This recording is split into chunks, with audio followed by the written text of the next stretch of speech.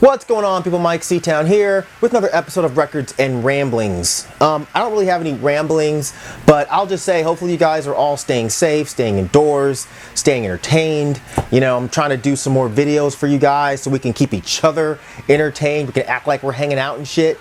But yeah, let's get into the records. First record I'm going to show you, this is Algiers with There Is No Year. So this is the newest Algiers record. If you've not heard of Algiers, they're an art rock kind of experimental rock band from here in Atlanta. They combine post-punk, noise rock, some blues, some gospels all up in there. It's a printed inner sleeve. Hopefully you can see that with that stupid fucking glare. Oh, sorry. Anyways, this is also on white vinyl. But yeah, I think these guys are super interesting. Combining all of those genres would come off kind of lame and kind of gimmicky, but they, man, they do it so well. I'm a big fan, big fan of these guys, and I was excited to hear this new record, and I don't think it disappoints at all. My copy also came with this floppy 7-inch here, and I actually haven't listened to it, so I honestly don't know. I don't know what's on it. It just says the song is called Void. I haven't listened to it, so who knows. But it came with this nice, cool 7-inch wrapper thing, I guess. But yeah, this is easily one of the best records that I've heard this year. But before the Corona stuff got really bad, they were playing a show about a mile from my house at this venue that I always go to. And most of the bands canceled because they were, I don't know, they were scared to travel.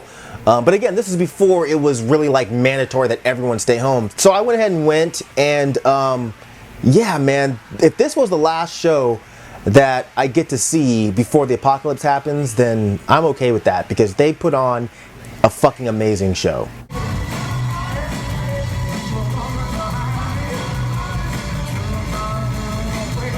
Next record I'm going to show you, this is Lioness Leone. I'm not sure how to pronounce that, but this record's called Anatomy of the Image. So speaking of Algiers, Litesh, who plays guitar in Algiers, also plays in this band. But this isn't like Algiers really. Nice printed inner sleeve. This is more kind of noisy, kind of post-punk type of stuff. Really weird, but really cool at the same time. Kind of picture if you mixed Sonic Youth, like their more weird kind of out there stuff. Mix that with Cabaret Voltaire, and I think you might have some idea of what this sounds like. The record's on this fucking gorgeous purple marbly color. Yeah, I had never even heard of this, but I was at a record show and I was flipping through some guy's records, and I looked at this and he was like, oh yeah, man, that record's really cool. And he saw that I had a Nurse with Wound record in my hand, and he goes, if you like that stuff, you'll probably like this, which that's not really a true statement at all, but it's okay. But he was like, yeah, it's one of the guys from Algiers, and it's his like weird experimental project. So I was like, all right, cool, I'll take it, and I'm happy I did. It's pretty cool. This next record is a fucking beast, man. Yeah, this is, I've never heard their name said out loud, so I don't know how to pronounce it. I guess it's Arctin. And I have no idea how to pronounce or say or whatever this name of this album, but whatever. This is Arctin with something or rather.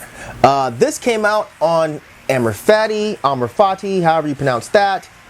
Oh, it's hard to show this because it's a triple gatefold here. Really nice, really fucking nice. This is one of the bands that I discovered through Fallen Empire. Who, fuck, I miss Fallen Empire, man. That was a solid fucking label, and the dude that ran it seemed really cool. But yeah, this is an atmospheric black metal band. Not a lot of people talk about them for whatever reason, and no one knows where the hell they're from. But they're on that kind of outer space tip, and I usually don't like space-themed black metal. It just irritates me, or space-themed metal, period, is just always goofy to me. But you can't tell what the content is with this record, so it doesn't really matter. Musically, it's kind of similar to bands like Dark Space. Mix that with a little bit of Mistherming, but and that band Trist, if you remember that band. But yeah, if you kind of mix all those bands together, you kind of have what this band sounds like.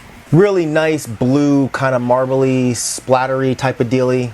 But yeah, this is a combination of all of their demos. Well, actually, so their demos were mixed with, like, the side A would have the black metal and the side B would have these like nice ambient pieces. So this triple LP is the side A from all of those demos, meaning it's all of the black metal stuff. I don't know if at some point they're going to release the ambient stuff separately. I have no idea, but yeah, this is actually a really cool release. I don't know if this is limited. I don't know if you can still get this.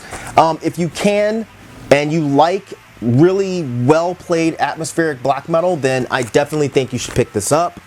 This record I'm going to show you, this is another Arctin album. This is some more shit that I can't pronounce because it's in another language, and I didn't think to look it up before we started this video. But this is their most recent release, came out in 2018, and it's fucking great. More of the same from the previous demos. It's nothing super drastically different. I think the production is a bit cleaner, and I think the songwriting is a bit more involved, but yeah, it's excellent. Records on Black, won't bother showing you that.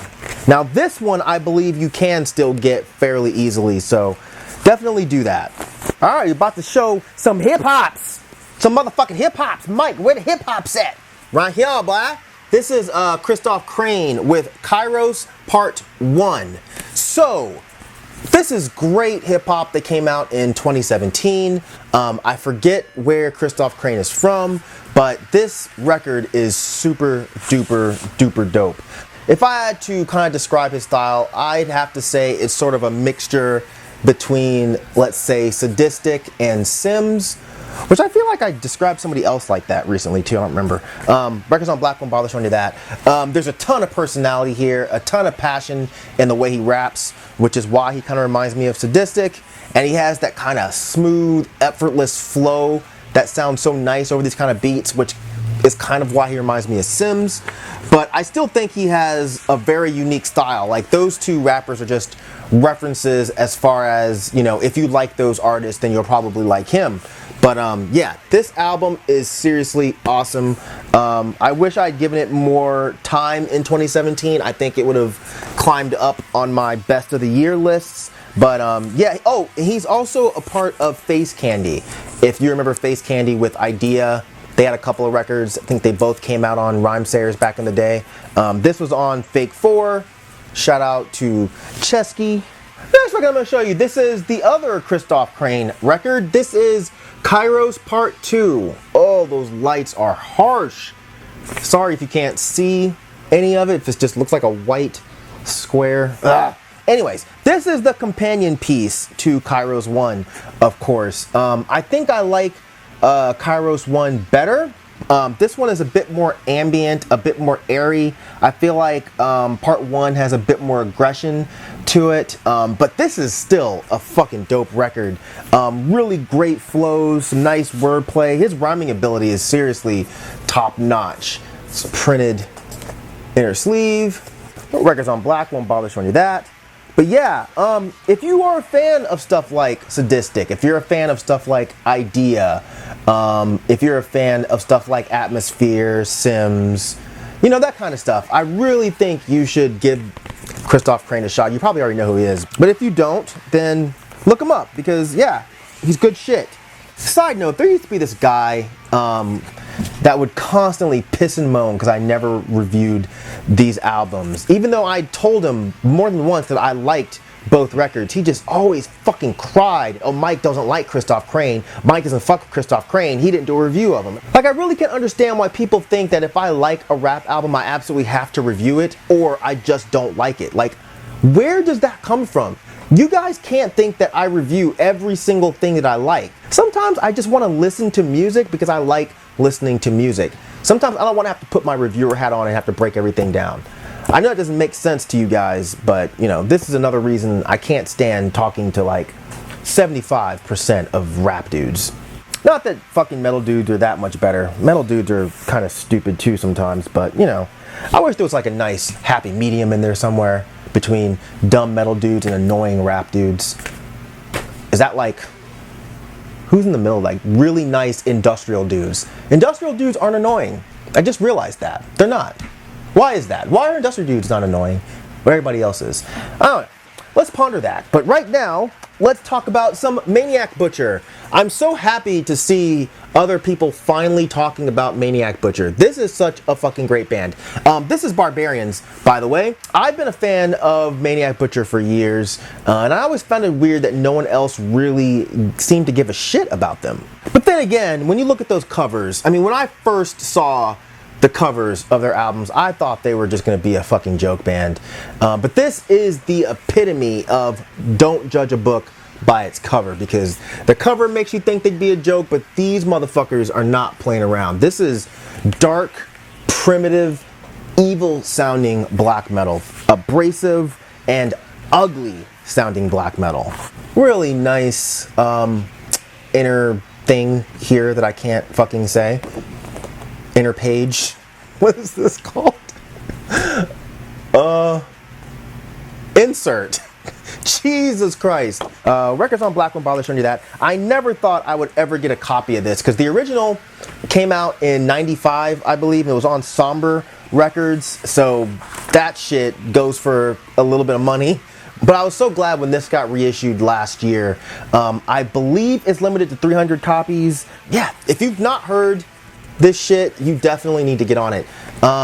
If I had to describe someone that sounds like, I mean, they sound like a more, pissed off Gorgoroth, I guess. I don't know. Anyways, this is fucking great. Alright, and the last record I'm going to show you in this edition of Records and Ramblings, this is another Maniac Butcher record. I believe this is pronounced Massacre. M-A-S-A-K-R. I don't know if that's really like an actual Czech word, or if they just wanted to spell massacre weird. I don't know. I didn't do any research before this video. Fucking sue me.